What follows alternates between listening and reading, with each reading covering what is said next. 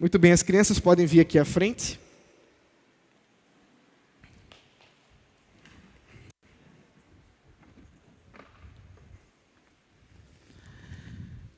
Todas as crianças podem vir aqui, que eu quero conversar com vocês.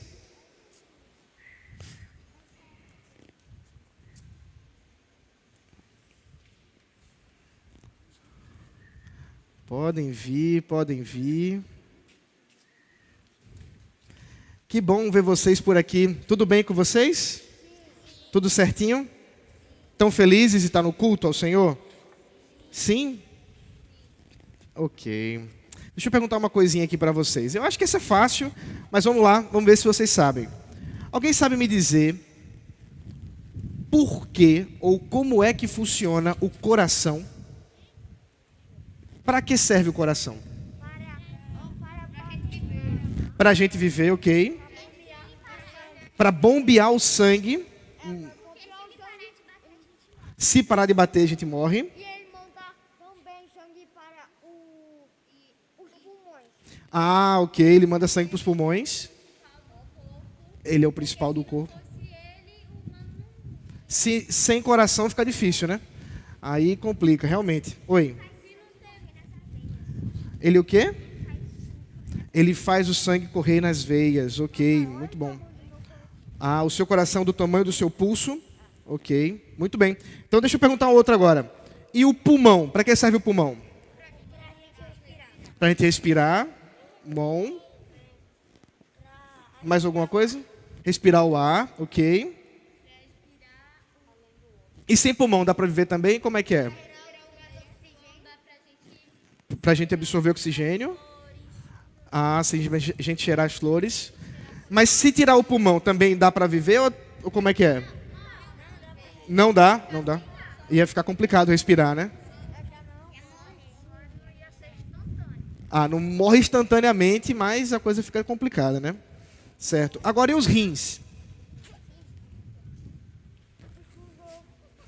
Tem adulto aqui que também não vai saber, não. Fica tranquilo.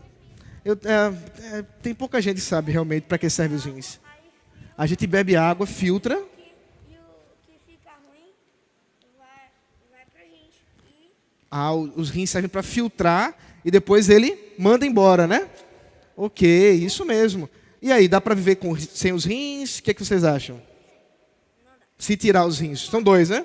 São dois? Tirou, morreu. A gente estava indo de volta para Recife. Eu estava lendo um livro e eu descobri que os rins pegam o sangue e fazem xixi. Ah, ok. Os rins, eles filtram o sangue e depois eles mandam pro xixi. Ok. A sujeira do xixi. Ah, sim. É o que não serve, manda embora. Muito bom, muito bom. Vocês estão sabendo bastante sobre o corpo humano. Agora, deixa eu dizer por que eu estou perguntando isso para vocês. Você vai falar sobre o quê? Múmias? Não, hoje não é o assunto de múmias. Porque Deus nos criou. Porque Deus os criou, não é nada disso. Presta bem atenção aqui. Cristo nos chama de corpo como igreja. Nós, que somos a igreja de Jesus Cristo, somos o corpo de Jesus.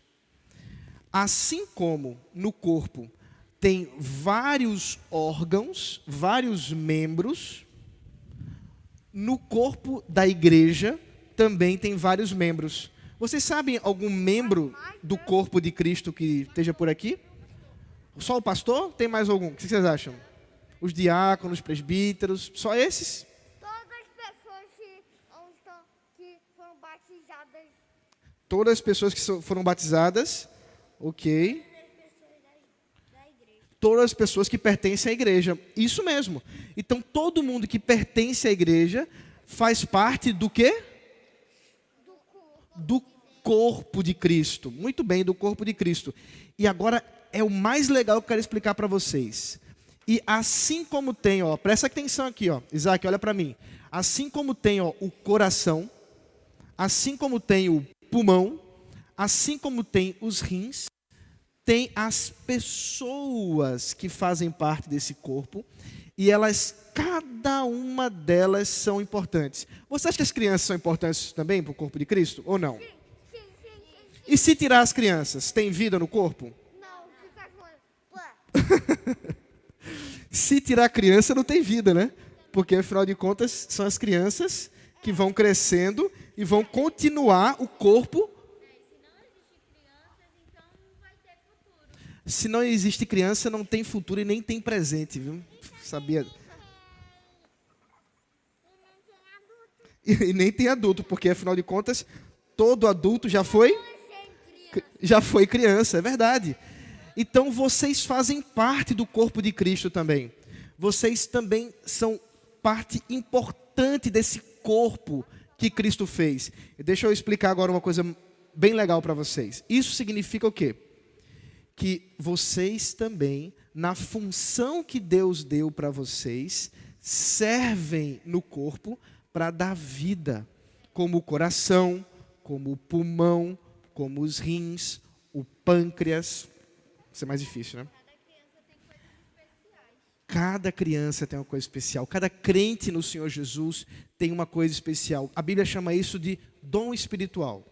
E eu vou falar sobre isso um pouco mais agora ali no púlpito. Deixa eu orar com vocês. Obrigado, Senhor, pelos nossos filhos, pelo privilégio que nós temos de criá-los na Tua palavra, criá-los, Senhor, no entendimento que o Senhor nos concede revelado na Tua Sagrada Escritura. Abençoa, Senhor, a cada uma das crianças aqui presentes e que seus pais possam, Senhor, se dedicar mais e mais a ensinar, Senhor, os filhos da aliança a amar a Ti e a viver no corpo que o Senhor nos concedeu como igreja. Em nome de Jesus Cristo, amém. Podem voltar para os seus lugares. Depois a gente conversa. Volta para os lugares. Adão e Eva foram os únicos adultos que não foram crianças. Bem lembrado.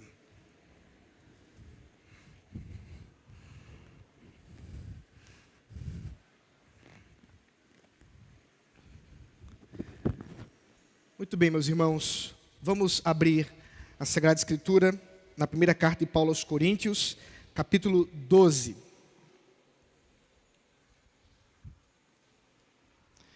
Nós estamos na exposição sequenciada do texto e hoje, se Deus permitir, vamos caminhar do versículo 12, do capítulo 12, até o versículo 31.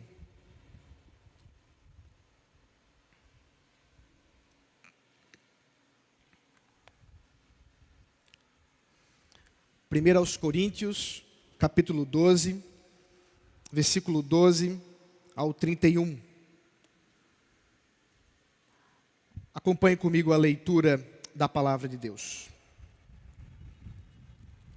Porque assim como o corpo é um e tem muitos membros, e todos os membros, mesmo sendo muitos, constituem um só corpo, assim também é com respeito a Cristo. Pois em um só Espírito, todos nós fomos batizados em um só corpo, quer judeus, quer gregos, quer escravos, quer livres. E a todos nós foi dado de beber de um só Espírito. Porque também o corpo não é um só membro, mas muitos. Se o pé disser, por que não sou mão, não sou do corpo? Nem por isso deixa de ser corpo. Se o ouvido disser, por que não sou olho, não sou do corpo? Nem por isso deixa de ser corpo.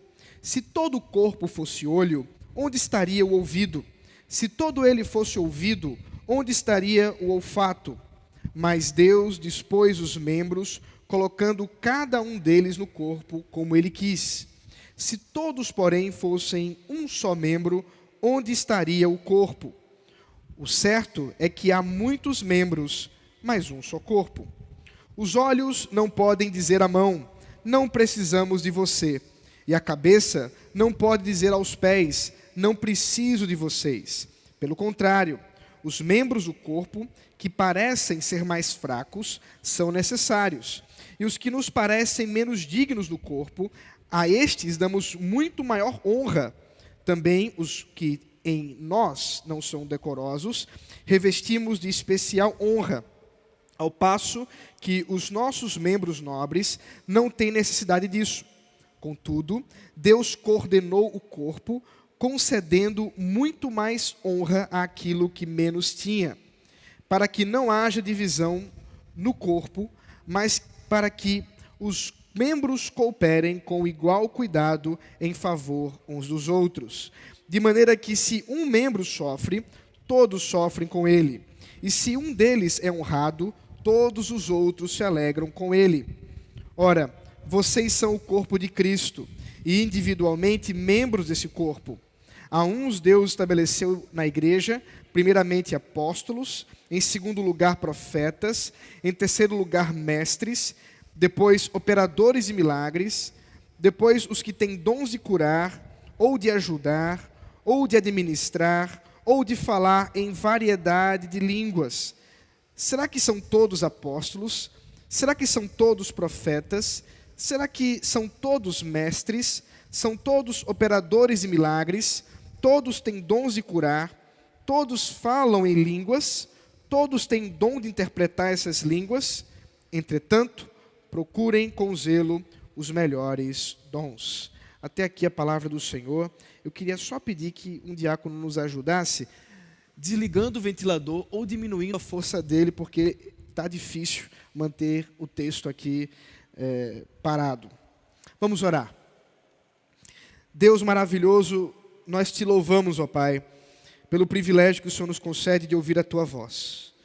Abençoa o teu povo nesse instante, a fim de que a tua palavra exposta conceda aos nossos corações, de fato, a exortação, a edificação, ó Deus, a consolação, o conforto que só pode vir de ti, Senhor.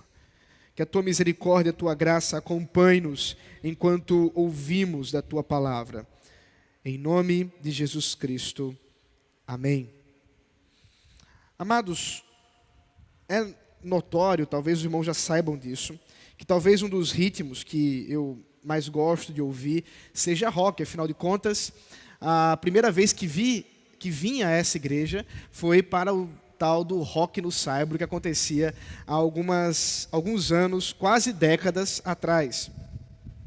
E não só o rock, mas o jazz é algo que me agrada bastante enquanto ouço. Mas tem alguma coisa interessante no jazz que talvez os irmãos nunca tenham percebido. Fica aqui, ó, aqui, ó, Vladimir, fica aqui, ó. Se nós pensarmos algumas questões com relação ao jazz, deixa eu voltar aqui. Uma das coisas mais interessantes do conceito do jazz é que, apesar de ser extremamente diversificado, apesar de o foco estar na improvisação, para que seja uma música apenas, também é verdade que há um tema, um tom para ser, muito obrigado, para ser ali apresentado, para ser ali tocado. E essa ideia de uma banda que toca em vários instrumentos, numa série de improvisações dentro de uma harmonia, às vezes nem tão harmônica assim, mas seguindo o tema, é muito curioso, é muito interessante e aponta para algo maravilhoso dentro do nosso próprio ser, como Deus nos criou. Porque, de fato, nós fomos criados por Deus dentro dessa grande temática de unidade e diversidade. E não é diferente com relação à igreja. A ilustração que o apóstolo Paulo usa, que é tão conhecida com relação ao corpo humano, é algo muito curioso quando pensamos ao nosso respeito. Deus criou a igreja, Deus fundou a igreja por meio de Jesus Cristo, de tal forma que nós somos um só corpo, mas muitos membros. Somos uma unidade dentro desse corpo, mas também uma grande diversidade. E esse assunto acontece aqui na carta que o apóstolo Paulo escreve à igreja, considerando a situação de divisão que estava presente nessa igreja. Nós já temos tratado bastante sobre essa temática da divisão. Afinal de contas, eram muitos temas que levavam a igreja a estar dividida. Ela estava em confusão por muitas e muitas questões e também por causa dos dons espirituais. E o apóstolo Paulo vai mostrar que aquilo que deveria uni-los, os separa. Porque Deus nos constituiu como uma só igreja, um só corpo, nessa grande multiplicação de dons que Ele mesmo concede à igreja. Portanto, essa ilustração do corpo é um grande apelo, é uma grande exortação que Paulo faz à igreja, a fim de que pela unidade do corpo, eles reconsiderem o procedimento de uns para com os outros. Nós vamos observar que os dons, no final das contas, foram concedidos à igreja, não para demonstração de um poder pessoal ou de uma glória individual, mas antes para edificação da igreja, para edificação do corpo, para a glória de Deus. Certamente nós não conseguiremos dar conta das muitas aplicações que esse texto pode nos trazer. Mas hoje eu quero falar desse belíssimo jazz da Igreja de Cristo que nós podemos observar nessa belíssima ilustração que Paulo nos dá. A primeira coisa que nós vamos observar está nos versículos 12 e 13, que é a unidade da igreja. Volte comigo para o texto. Porque assim como o corpo é um e tem muitos membros, e todos os membros, mesmo sendo muitos, constituem um só corpo, assim também é com respeito a Cristo. O que nós observamos é que de fato, e você não precisa ser um grande estudioso de anatomia para saber que um corpo, para ser corpo, ele precisa ter muitos membros, ele precisa ter muitos órgãos.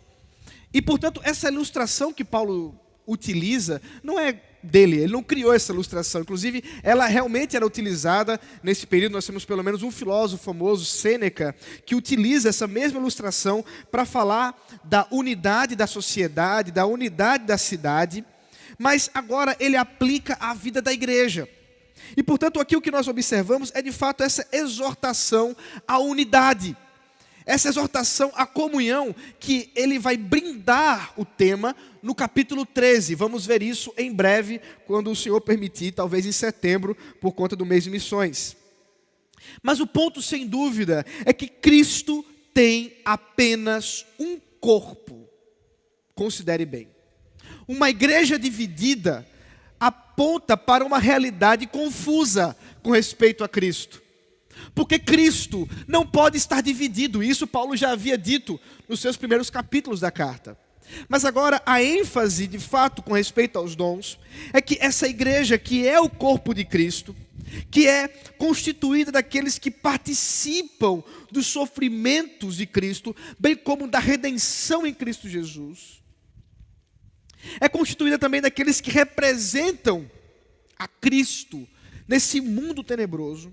E, portanto, a grande ênfase de Paulo é: nós não podemos falar de igrejas de Cristo. Nós temos que falar de uma igreja, de um corpo. E aqui nós temos um grande desafio aos nossos dias. Porque, de fato, nós também vivenciamos uma diversidade de divisões que se apresentam. Divisões denominacionais, divisões dentro da própria igreja local, o que aponta um problema grave, porque Cristo não pode ser dividido, o corpo de Cristo não pode estar dividido. A grande ênfase dos dons espirituais, onde há um serviço de um para com o outro, é: há um só corpo. E a prova está no versículo 13, é o que Cristo fez em nós. Pois em um só Espírito todos nós fomos batizados em um só corpo, quer judeus, quer gregos, quer escravos, quer livres, e a todos nós foi dado de beber de um só Espírito. Considere isso, queridos irmãos. Infelizmente, nós vivemos em tempos onde a discussão sobre o assunto do batismo com o Espírito Santo tem trazido muitos a enfatizar exatamente o oposto do texto. O oposto da ênfase de Paulo. Porque, infelizmente, muitos têm dito algo mais ou menos assim: a alguns, dentro da igreja, é concedido o batismo, a outros não. Eu me recordo de quando li pela primeira vez o livro Caos Carismático, do pastor John MacArthur. E nesse livro, que ele escreveu nos anos 70, na década de 70, ele começa dizendo assim: talvez você seja um daqueles que ainda não chegou lá. Talvez você seja um daqueles que ainda está buscando esse tal do batismo com o Espírito Santo. E, meus irmãos, a grande ênfase de Paulo é exatamente mostrar que todos nós que pertencemos ao corpo de Cristo também fomos batizados com o Espírito Santo. Quer dizer, Cristo Jesus, utilizando-se do Espírito Santo, nos encheu, nos preencheu, nos lavou através do Espírito. O Espírito Santo é como se fosse o elemento que Cristo Jesus usou para nos batizar. E não só isso, também nos foi dado de beber desse mesmo Espírito. Aqui trazendo a ideia de uma lavagem não só externa, o batismo, mas interna, o beber. Portanto, tomados do Espírito, todos nós participamos desse mesmo corpo. E aqui está o texto dizendo que agora não há mais uma distinção entre judeus, gentios, escravos, livres. Em Gálatas, Paulo trata do mesmo assunto, dizendo que não há distinção entre homens, mulheres. Não há. Todos nós estamos presentes no mesmo corpo, servindo ao mesmo Cristo, recebendo dele as mesmas bênçãos, juntos, unidos. E esse é o grande sinal. Acabamos de receber uma família e a bebezinha aqui sendo recebida através do batismo. E o elemento da água simboliza exatamente o Espírito Santo que está presente entre nós.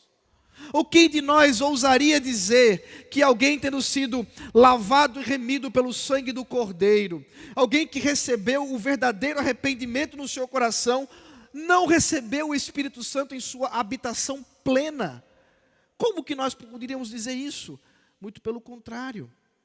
A plenitude do Espírito Santo está em exatamente recebermos a sua habitação em nós, por meio de Cristo, por meio dessa obra maravilhosa de Cristo Jesus, a qual Ele mesmo prometeu, dizendo aos discípulos que desceria e que enviaria o Espírito Santo. Isso está aprovado em Pentecostes. A nós só nos cabe crer. Portanto, amados irmãos, sabermos que Cristo tem um só corpo e que fomos levados por um só batismo, deve nos dar a convicção da unidade da igreja e jamais da divisão. Dessa forma, nós somos levados a considerar a unidade do corpo, mas também a diversidade desse corpo, a diversidade dessa igreja. E isso está dos versículos 14 ao 20. Acompanhe comigo mais uma vez o texto. Porque também o corpo não é um só membro, mas muitos. Agora, Paulo muda a temática. Antes, enfatizando a unidade, agora ele diz, mas tem um negócio. Apesar de estarmos falando de um só corpo, devemos considerar que este um só corpo tem muitos membros. Existem muitas pessoas pertencentes a ele.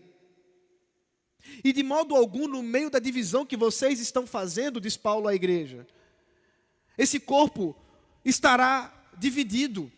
Porque mesmo que alguém dissesse, como um pé poderia dizer, eu, por ser pé, não sendo olho, não sou parte do corpo. deixaria de ser parte do corpo? Não, é uma tolice pensar. E talvez aqui o que Paulo está dizendo, se nós considerarmos o contexto todo, observando o grande problema que era o dom de línguas, nós vamos falar daqui a pouco, que estava presente na igreja e causava uma grande confusão, porque aqueles que se utilizavam desse dom se achavam mais espirituais que outros. Talvez alguns, exatamente por essa mentalidade, pensassem, já que Deus não me concedeu esse dom, eu talvez não seja parte desse corpo. Veja que o problema permanece até hoje. Há muitos que estão olhando dentro do corpo de Cristo e vendo. É claro que nós precisávamos considerar a veracidade, muitas vezes, dessas manifestações, mas eu não quero julgar isso agora. O ponto seria, ao vermos muitos que dizem fazer grandes coisas, inclusive dos dons chamados de línguas e de interpretação, e muitos que olham para isso, mas eu não tive essa experiência, eu não participei disso. Por que Deus não faz isso comigo? Será que eu não pertenço a esse corpo? E Paulo diz, isso é uma grande tolice, porque na verdade nós somos membros de um só corpo, mas somos muitos membros, porque há muitos membros, há muitos órgãos, há muitas funções, e todos têm sua importância. Todos estão devidamente encaixados na grande vontade do Senhor, onde Ele diz, versículo 18, mas Deus dispôs os membros, colocando cada um deles no corpo, como Ele quis. Observe isso. Há um fator fundamental da soberania de Deus na concessão desses dons espirituais. E essa soberania de Deus, que não deve ser questionada, mas antes reconhecida, mostra a beleza do corpo de Cristo. Porque nós não somos de fato iguais e nós não devemos ser iguais. Deus nos chamou para sermos diferentes em um só corpo, em manifestarmos ênfases distintas de dons e talentos, de serviços, de funções, dentro desse corpo que é a igreja, para edificação mútua. Nessa analogia que Paulo faz com relação ao corpo, e ele está falando do corpo, quando ele diz que o corpo foi arranjado por Deus, da forma como Ele quis fazer, de forma perfeita, plena. Eu me recordo de um argumento muito importante daqueles que defendem o design inteligente, que eles defendem a criação do homem como sendo não um produto da evolução, mas sim um produto da palavra de Deus, da sua vontade, onde mostram que há determinados fatores, certas estruturas do corpo humano que apontam para uma complexidade irredutível. E eu não quero ser complexo aqui, mas deixe-me explicar o que isso significa. A complexidade irredutível é ilustrada como uma ratoeira. E talvez os mais velhos lembrem disso. Os mais jovens talvez nunca tenham visto uma ratoeira, mas uma ratoeira ela é constituída de basicamente 3 ou 4 partes. Não me recordo quantas partes eles colocam lá, mas eu vou tentar. Nós temos uma tábua de madeira, onde tem ali um pedaço de metal linkado com uma mola e tem um ganchinho que segura essa armadilha aí, e tem finalmente uma isca.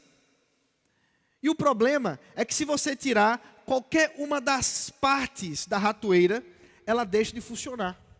Ela foi constituída de forma simples, porém complexamente irredutível. Quer dizer, se você tirar o pedaço de madeira, não serve para nada.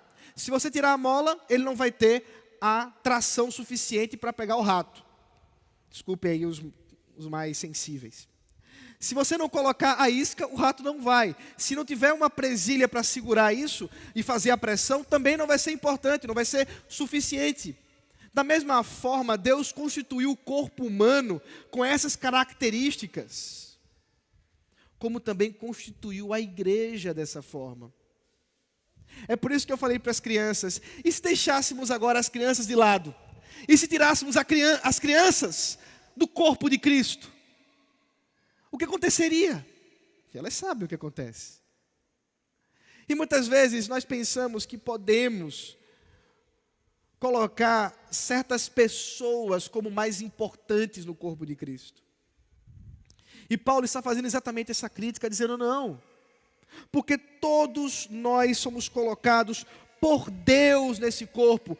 Meu irmão, minha irmã, você que faz parte dessa igreja, eu quero dizer a você o seguinte, que Deus concedeu dons espirituais a você, como concedeu a mim.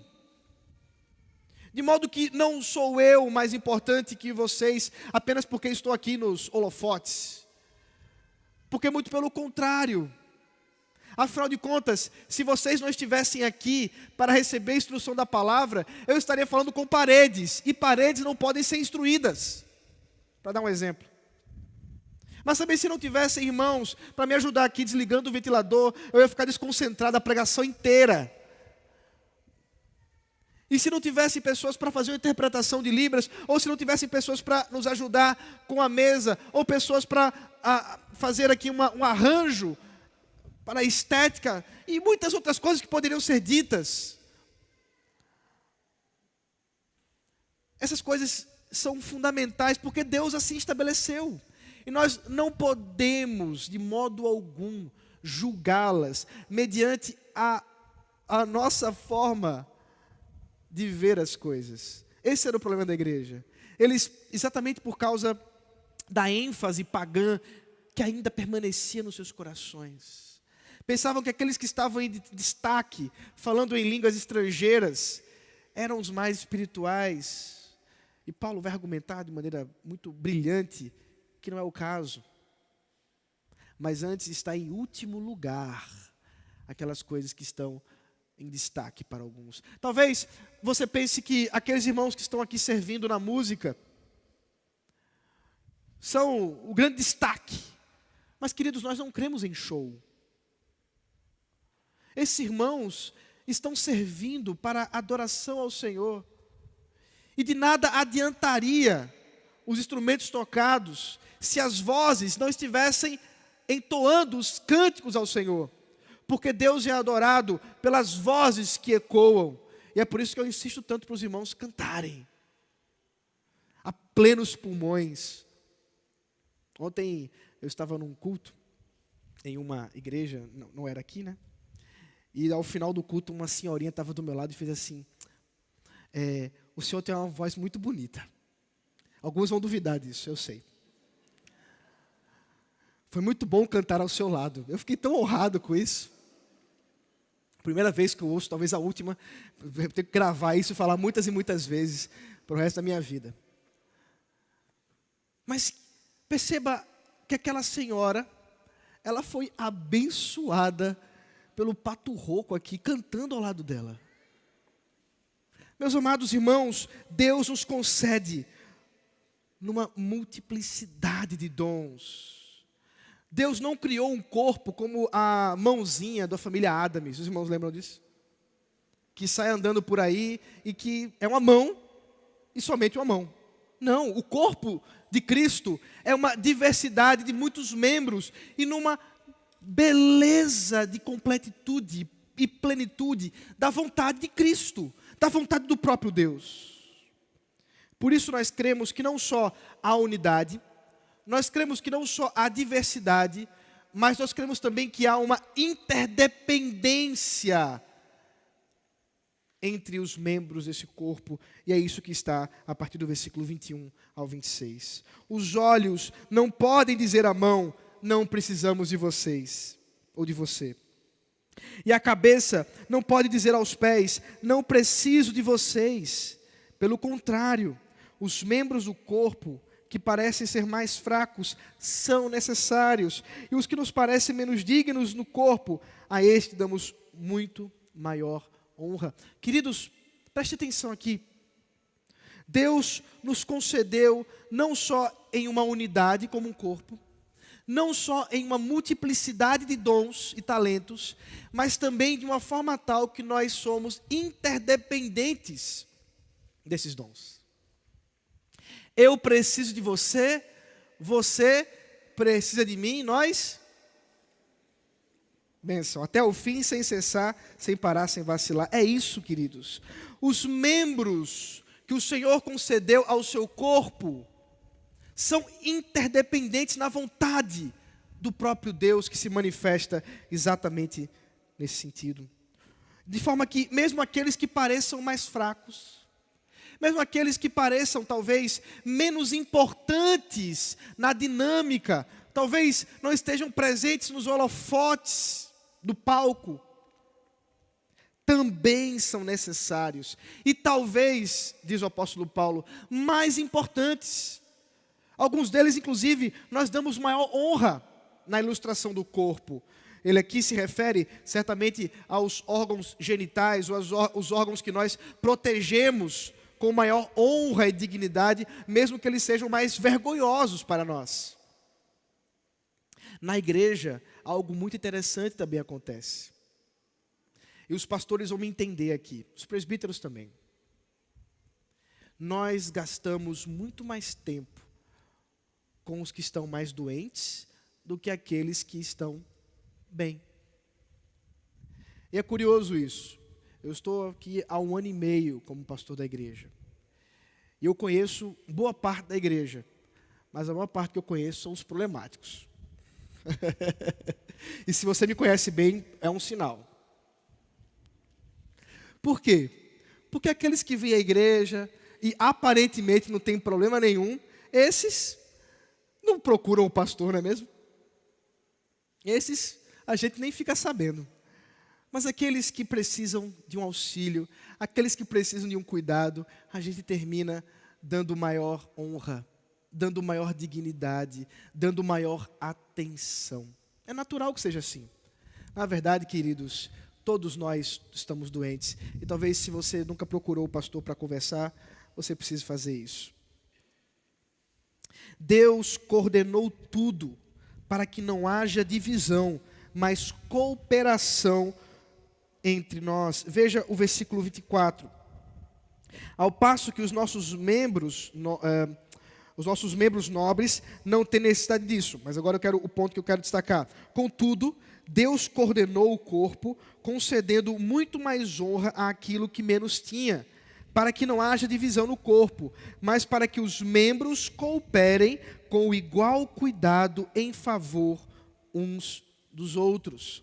De maneira que se um membro sofre, todos sofrem com ele. E se um deles é honrado, todos os outros se alegram com ele. Observe. Essa interdependência que nós temos uns com os outros, onde eu dependo de você e você depende de mim, aponta para uma cooperação. É por isso que não dá para falar de divisão, porque um corpo dividido, ele não coopera um com o outro. Um corpo que está dividido, pessoas que estão em uma situação de briga, de divisão, não conseguem cooperar uns com os outros. Não. Eles terminam simplesmente por viver suas vidas de forma isolada. Mas o grande ponto que o apóstolo Paulo nos chama essa noite é que a vontade do Senhor é que cooperamos uns com os outros, de modo que se alguém sofre, todos sofrem. Isso talvez seja a maior demonstração que nós podemos ter de empatia e comunhão uns com os outros. É tomar conhecimento do sofrimento de algum irmão e sofrer com ele. E as lágrimas descerem junto, mesmo que não seja conosco. De fato, nós estamos demonstrando comunhão e unidade quando fazemos isso. E muitas vezes nós perdemos esse privilégio, porque no decorrer do nosso dia a dia, na caminhada muitas vezes, como igreja, nós deixamos de compartilhar, de vivenciar isso. Mas o apóstolo Paulo nos convida pelo Espírito Santo a observar a cooperação uns dos outros, de modo que possamos honrar. E assim, portanto, nós encontramos o grande argumento de Paulo. É que nessa interdependência, o final das contas, os dons espirituais têm por propósito, observe bem, porque isso vai ser o tema central do capítulo 12 ao capítulo 14. Essa vai ser a grande ênfase e vai nos ajudar a entender textos difíceis que vamos encontrar pela frente.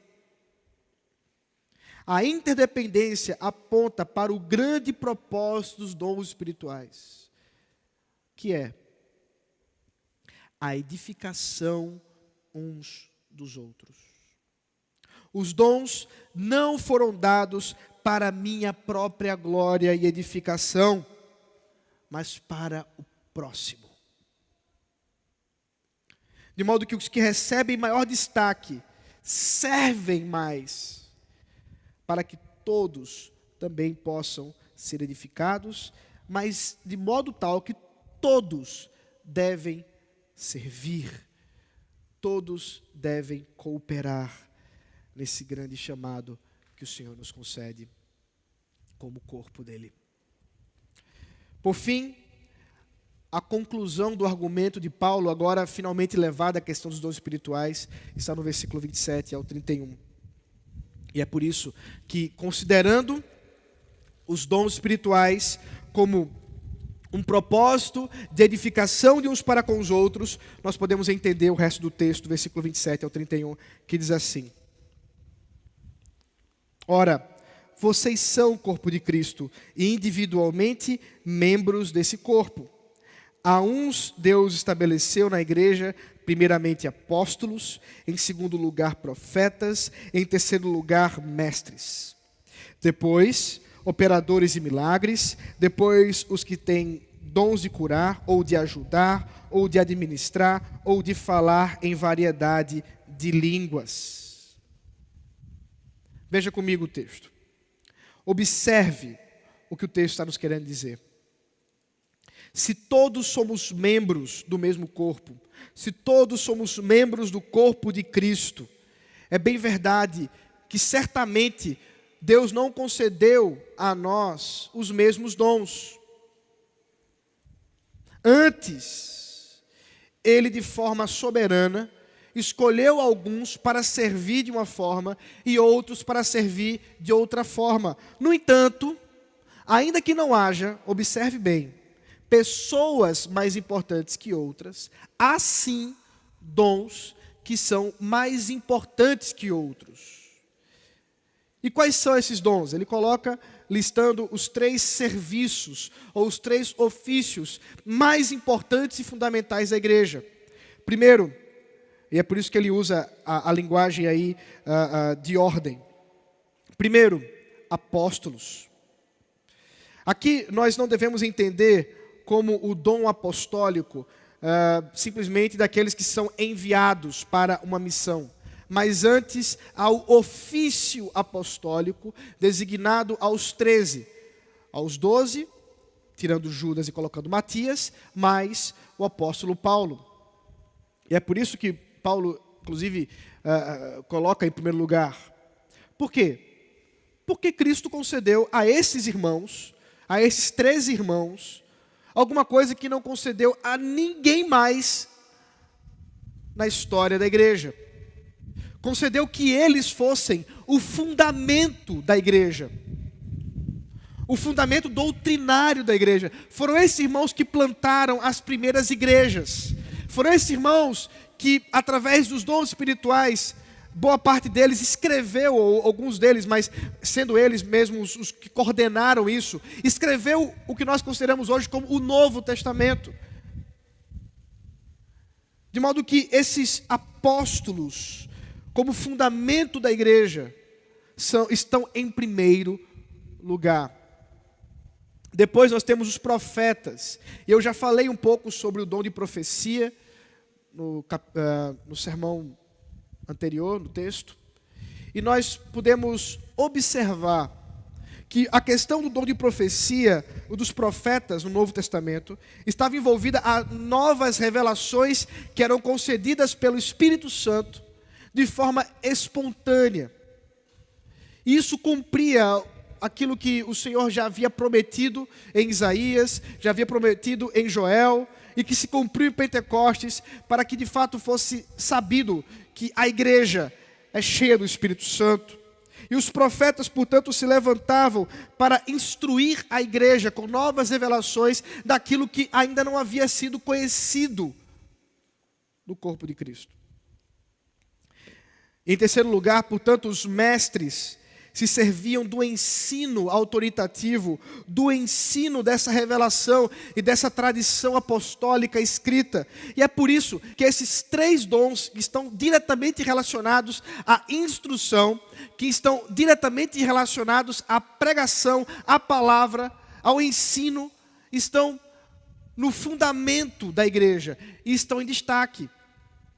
Veja, o destaque não é por causa das pessoas, mas é por causa daquilo que elas fazem. Porque todo o resto, que ele vai chamar de depois, servirá à instrução da palavra. E não faz sentido falar de cura, de milagres, de administração, de auxílio ao necessitado, de dom de línguas, se não houver instrução. E esse é o grande ponto, porque afinal de contas a edificação da igreja se dá por meio da instrução. A igreja é edificada no ensino da palavra. Meus irmãos, vocês estão reunidos aqui hoje, não é para ter uma espécie de experiência religiosa enquanto cantam. Os irmãos não estão aqui simplesmente para fazer um pedido especial a Deus, a fim de que Ele os atenda. Ainda que tudo isso possa ser verdade e que Deus possa se valer disso para de fato cumprir a sua palavra e glorificar o seu santo nome, o grande ponto do culto é Deus falando com o seu povo. É a palavra de Deus ecoando os nossos corações e nós jamais poderemos negligenciar isso. Não existe culto sem palavra, não existe igreja sem palavra, não existe crente sem a palavra de Deus.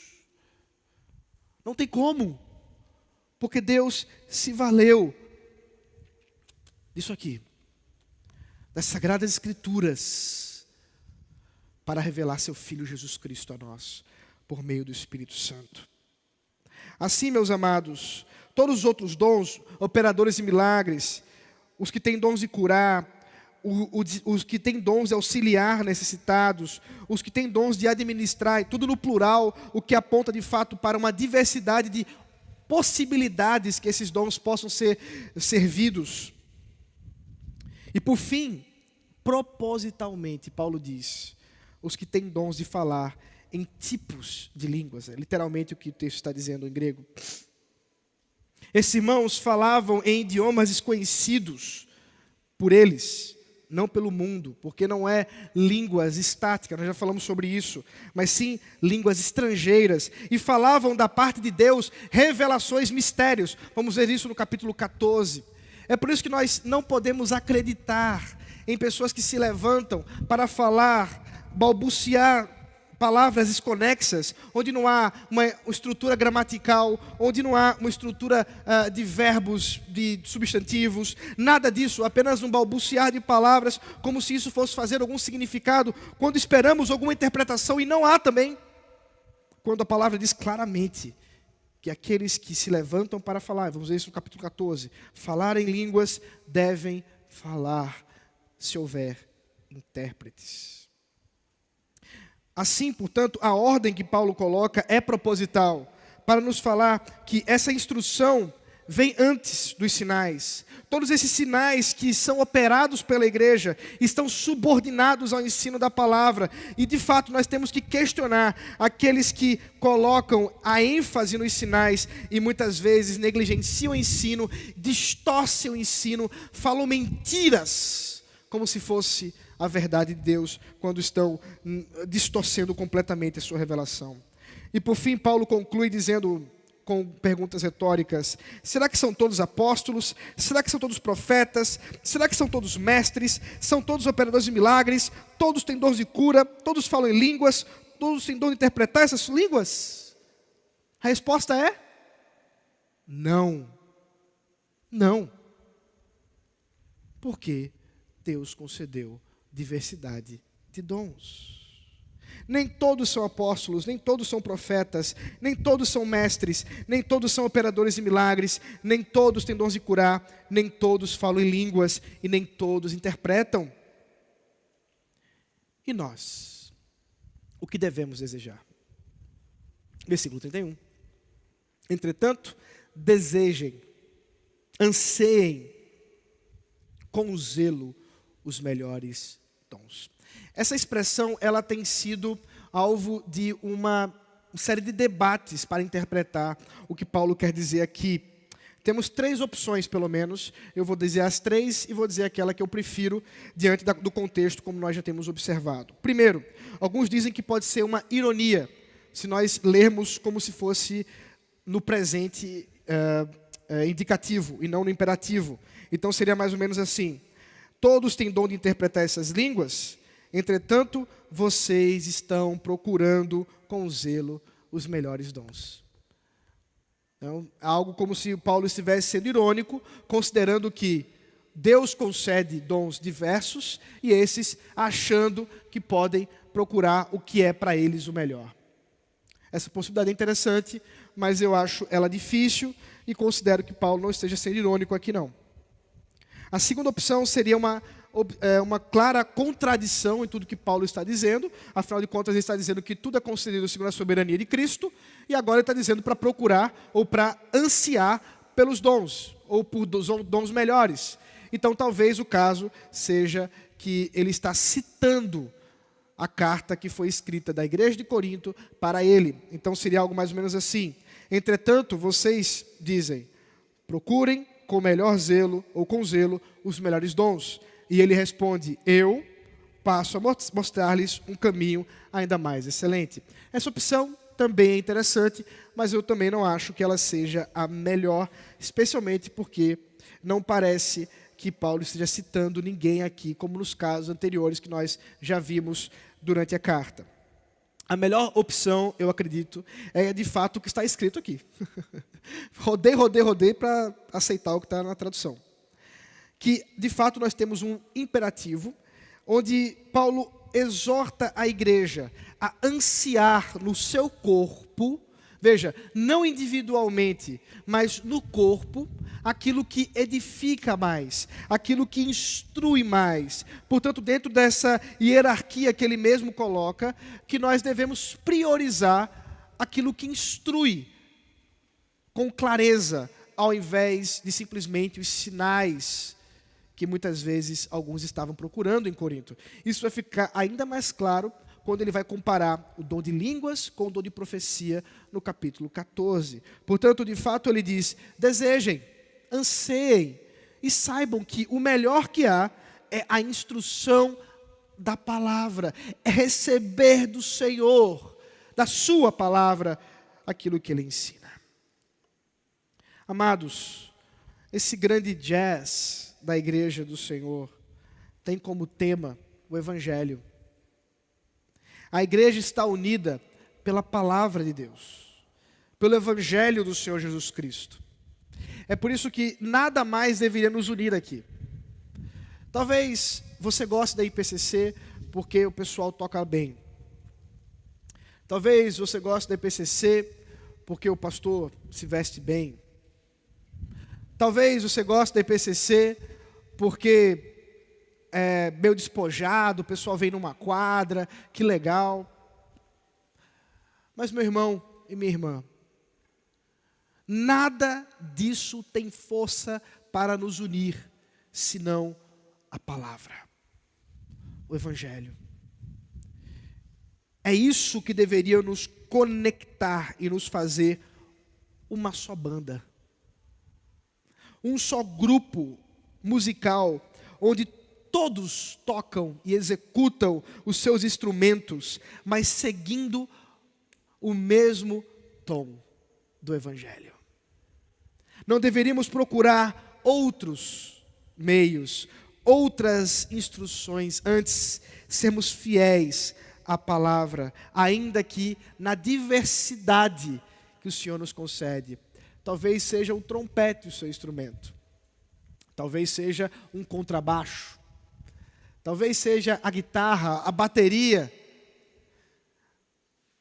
talvez seja a voz. Mas, irmãos, todos nós fomos concedidos por Cristo com dons. Ele nos concedeu de modo maravilhoso dons espirituais. E não há crente sem dom espiritual. Não há crente que não seja chamado para servir ao Senhor.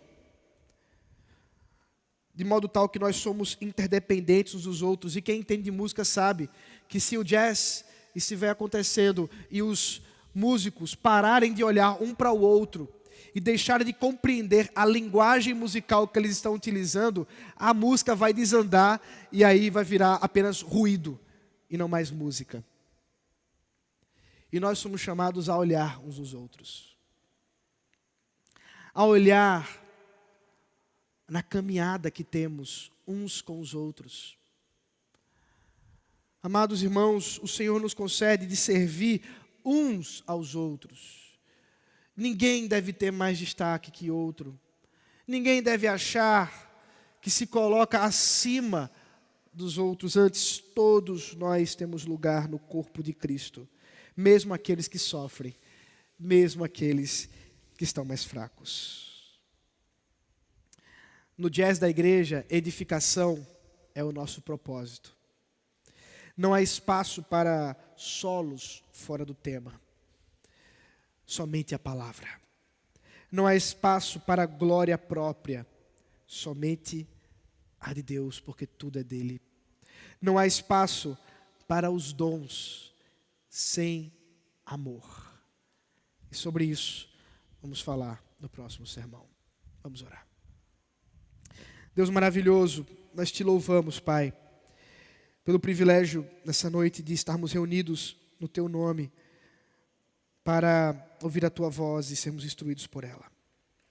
Concede-nos, ó Senhor, pelo teu Espírito Santo, que de fato nos sirvamos dos dons espirituais que o Senhor concede à tua igreja. Que possamos, ó Deus, nos valer deles, não para a nossa glória, mas para a manifestação do teu santo nome, para a edificação do teu povo, Senhor. E que possamos, na disposição do nosso coração, no desejo de servir uns aos outros, Senhor, estarmos prontos, atentos, a fim de que o Senhor seja glorificado e a tua palavra seja pregada aos quatro cantos desse mundo. Concede-nos, ó Pai, pela tua graça e pela tua misericórdia. Perdão por muitas vezes negligenciarmos nosso chamado, nossos dons espirituais, enterrarmos nossos talentos. Perdão, Senhor, porque muitas vezes deixamos isso de lado e não participamos do corpo. Mas manifesta, Senhor, a tua glória entre nós. Em nome de Jesus Cristo. Amém.